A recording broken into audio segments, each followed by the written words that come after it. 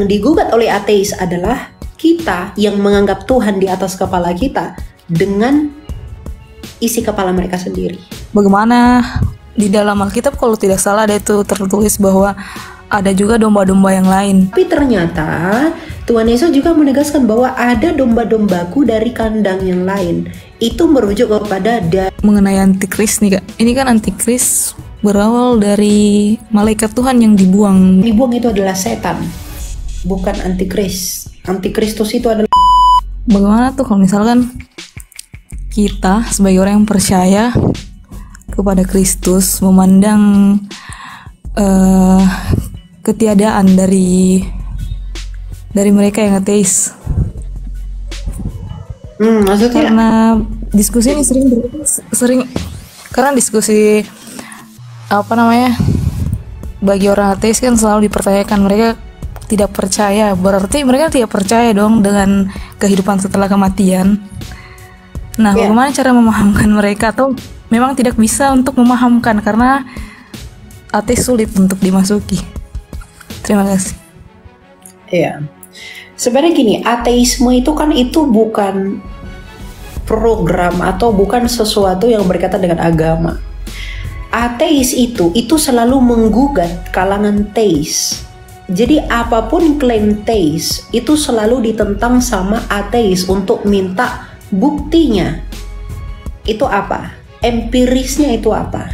Jadi ateis itu bukan tidak percaya Tuhan, tapi mereka itu menggugat klaim orang teis.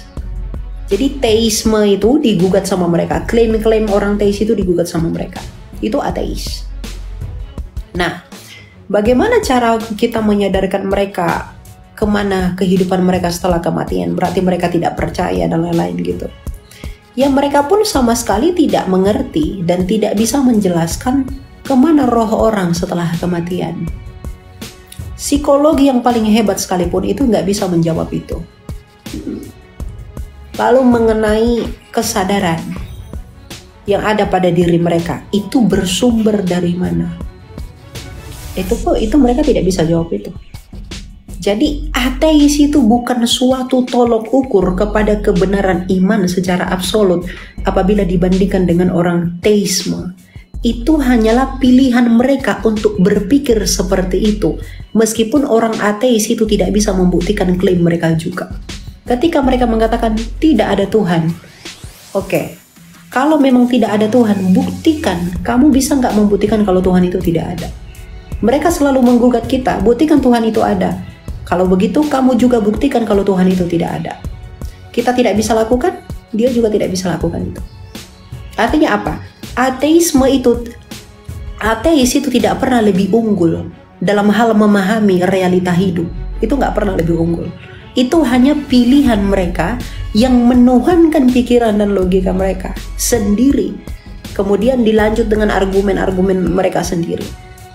Dan kadang orang ateis ini menjadikan pikiran mereka itu yang katanya tanpa dipengaruhi ini itu menjadi standar untuk menilai orang yang teis.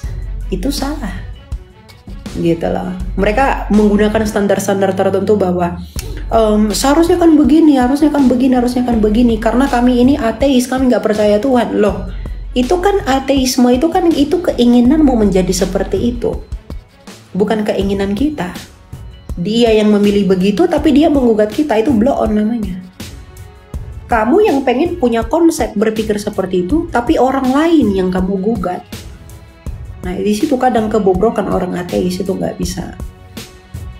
bisa membedakan kalau mereka selalu menggugat orang-orang teisme, begitu. Jadi cara meyakinkan orang ateis itu kalau Tuhan itu ada dan lain-lain, ya memang susah. Sampai harus mereka yang mengalaminya secara pribadi. Pengalaman-pengalaman supranatural itu harus mereka yang alami sendiri agar mereka punya kesadaran untuk apa? Untuk ternyata ada realita yang lebih tinggi yang memang mengatur alam semesta ini dan lain-lain gitu. Jadi ya udah biarin aja mereka berpikir sesuai dengan kemauan mereka. Karena mereka itu bukan realistis, bukan. Mereka menuhankan ininya. Tuhan kita adalah yang maha kuasa, Tuhan mereka adalah ininya sendiri. Makanya yang mereka gugat adalah klaim kita. yang menganggap ada Tuhan di atas kepala kita dengan isi kepala mereka. Gitu. Jadi yang digugat oleh ateis adalah kita yang menganggap Tuhan di atas kepala kita dengan isi kepala mereka sendiri. Gitu. Jadi nggak ada sama sekali spesialnya ateis itu. Oke, bagaimana di dalam Alkitab kalau tidak salah ada itu tertulis bahwa ada juga domba-domba yang lain. Tapi saya tidak ingat di kitab mana. Betul, ada juga domba-domba yang lain. Apakah yang dimaksud dengan domba-domba lain itu mereka yang tidak percaya kepada Kristus? Apakah mereka terhitung juga untuk karya keselamatan? Oke, kita baca ya dalam Yohanes 10 ayat 16.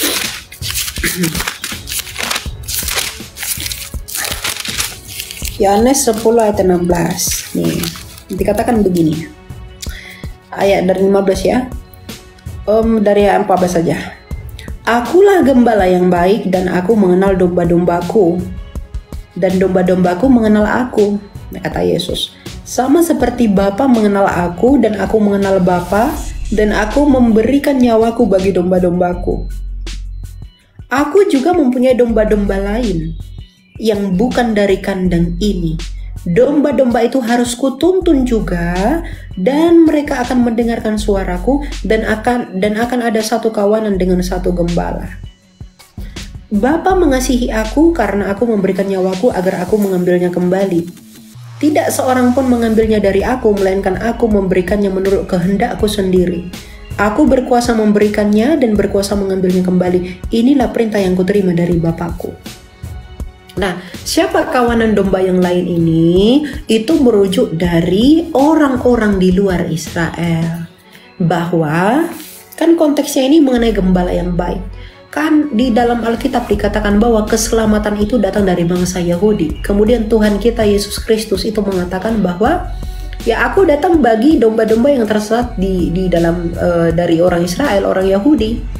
Tapi ternyata Tuhan Yesus juga menegaskan bahwa ada domba-dombaku dari kandang yang lain.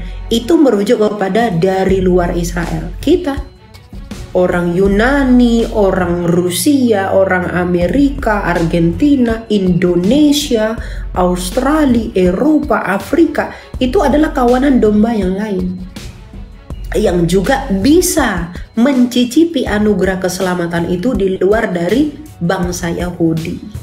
Nah, jadi domba kawanan domba yang lain itu merujuk kepada seluruh bangsa yang di luar dari bangsa Israel. Karena Kristus itu tadinya datang bagi orang Israel. Tapi karena Israel menolak itu, maka hak kesulungan mereka direbut oleh seluruh dunia. Maka yang tadinya mereka yang sulung, mereka menjadi yang bungsu. Yang tadinya kita yang bungsu, kita menjadi yang sulung. Nah, jadi kawanan domba yang dimaksudkan dalam ayat ini adalah orang-orang di luar bangsa Israel yang juga bisa memperoleh keselamatan atas kasih karunia itu. Buktinya apa? Matius 28 ayat 19. Tuhan kita Yesus Kristus memberikan amanat agung kepada para rasul bahwa pergilah, jadikanlah semua bangsa muridku dan baptislah mereka. Jadi Tuhan Yesus bilang, pergi ke seluruh bangsa, jadikanlah semua bangsa muridku dan baptislah mereka dalam nama Bapa, Anak dan Roh Kudus. Ya, jadi Tuhan Yesus melegitimasi klaimnya sendiri. Jadi itu bukan merujuk kepada orang-orang ateis yang sama sekali belum mendengarkan Injil. Lalu bagaimana dengan orang-orang yang sama sekali belum pernah mendengarkan Injil? Apakah mereka akan dihakimi? Ya, kalau kita lihat di dalam Roma 2 ayat 10-15, orang-orang yang sama sekali tidak pernah mendengarkan Injil, mereka itu akan dihakimi menurut hati nurani mereka. Karena Taurat itu sudah ditanamkan dalam hati mereka masing-masing. Coba kita lihat di dalam Roma 2 ya. Apa kata Rasul Paulus mengenai orang-orang di luar yang sama sekali belum pernah mendengarkan Injil? Jadi kalau tadi kita sudah memahami bahwa nih Sebab bukanlah orang yang mendengar hukum Taurat yang benar di hadapan Allah, tetapi orang yang melakukan hukum Taurat lah yang akan dibenarkan. Sebab apabila bangsa-bangsa lain yang tidak memiliki hukum Taurat oleh dorongan diri sendiri melakukan apa yang dituntut hukum Taurat, maka mereka menjadi hukum Taurat bagi diri mereka sendiri, walaupun mereka tidak memiliki hukum Taurat. Dengan itu mereka menunjukkan bahwa isi hukum Taurat ada tertulis di dalam hati mereka, dan hati nurani mereka turut bersaksi, dan pikiran mereka saling menuduh atau saling membela. Hal itu akan tampak pada hari bila mana Allah melalui Kristus Yesus akan menghakimi segala sesuatu yang tersembunyi dalam hati manusia sesuai dengan Injil yang kuberitakan. Ya.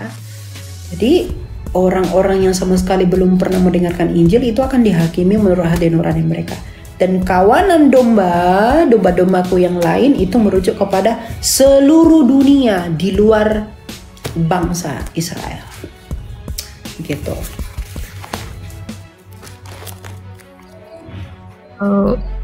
Pertanyaan boleh ya, satu lagi Kak? Oh ya, silakan. Mengenai Injil kan firman Tuhan bilang kalau Tuhan akan datang jika Injil sudah tersebar ke seluruh dunia. Benar seperti itu? Betul. Lantas apa indikator bahwa Injil ini sudah sampai di mana atau tidak? Sudah data statistiknya bagaimana tuh? Bagaimana kita mengetahui Injil sekarang eksistensinya di tengah dunia yang bergejolak? Ya mungkin itu akan susah ya kita prediksi indikatornya itu apa, mungkin akan susah. Tapi yang paling bisa kita lihat secara nyata itu adalah ketika Antikristus itu sudah datang. Pembangunan bait suci ketiga itu menjadi tanda bahwa kedatangan Kristus sudah dekat. Karena di atas bait suci ketiga itulah nanti Antikristus itu akan menentang Allah. Akan 2 Tesalonika 2 ayat 3. Disitulah nanti dia akan berdiri untuk menyatakan dirinya, akulah Mesias yang sesungguhnya, bukan Yesus kalian itu, dan akulah Allah. Jadi indikatornya itu sebenarnya kalau kita lihat dari penyebaran Injil di seluruh dunia sudah tahu Injil. Di mana yang belum tahu Injil? Dengan adanya internet dan media ini, semua Afrika, semua segala macam udah tahu Injil. Cuma ada orang-orang filosof yang memang perlu untuk dijangkau jiwanya untuk diberitahukan mengenai kabar Injil ini.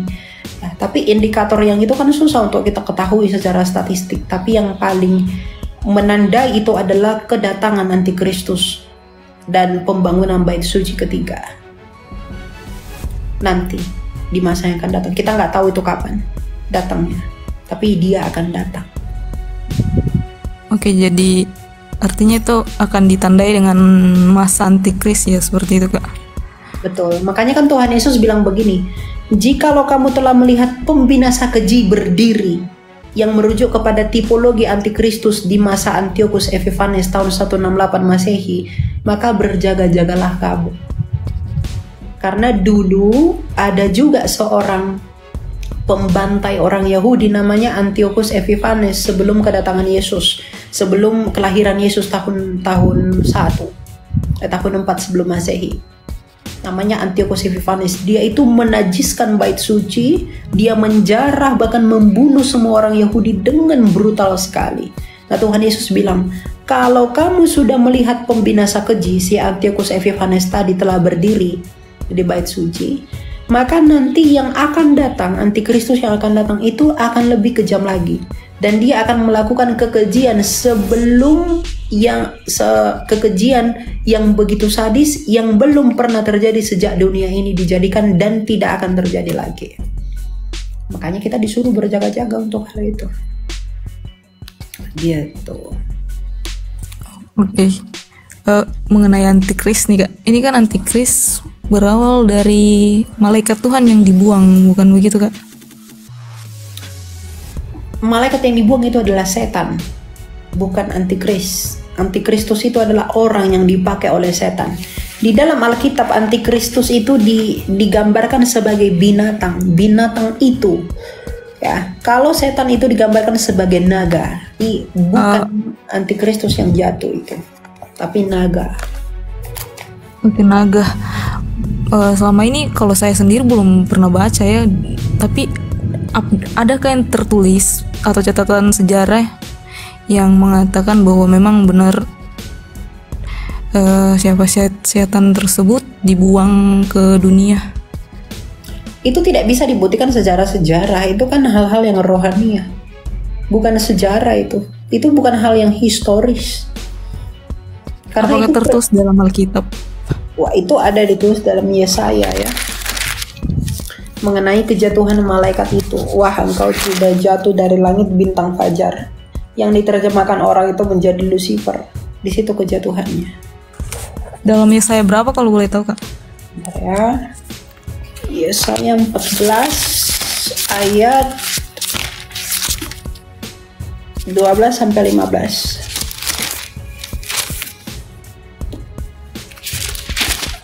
Nah, di sini dikatakan bahwa wah, engkau sudah jatuh dari langit, hai bintang timur, putra fajar, engkau sudah dihempaskan ke tanah, hai penakluk bangsa-bangsa. Engkau yang tadinya berkata dalam hatimu, aku hendak naik ke langit, aku hendak mendirikan tahtaku, melampaui bintang-bintang Allah, dan aku hendak duduk di atas gunung sidang ilahi jauh di sebelah utara.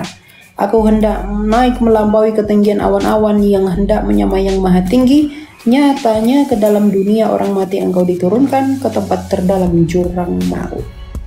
Itu untuk kejatuhan malaikat itu. Gitu ya? Oke Kak, makasih penjelasannya. Tuhan berkati. Ya.